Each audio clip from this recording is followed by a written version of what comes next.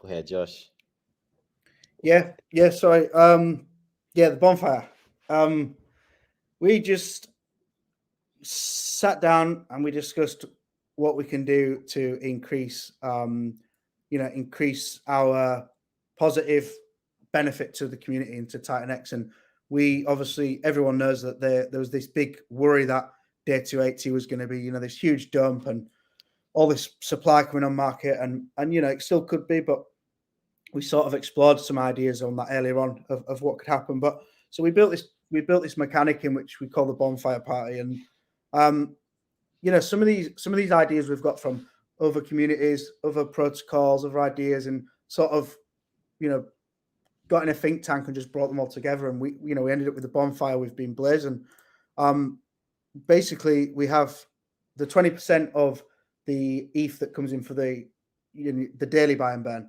We then take 10% of that 20, and that funnels aside every day, just gets sent to the bonfire contract, and it just holds there in this vault, which is part of the smart contract.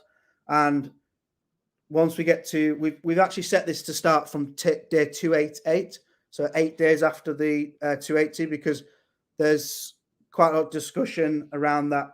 You've got 7 days to claim max miner, so there's a potential of a week overlap before a lot of that inflation actually comes to market. So we went for 288. So that's when our first bonfire will be. And that is the same as the traditional bonfire, the daily bonfire, but it just stores up a vast percentage in there. And what happens is when you get to day 288, that whatever's in that balance at that time is then divided into 400 sections.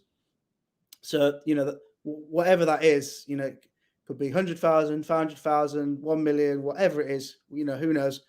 That will then divide into 400 parts, and that is called every 15 minutes until that 400 parts has been used in that buy and burn. So that that could be really something that could really take a lot of that inflation off the market.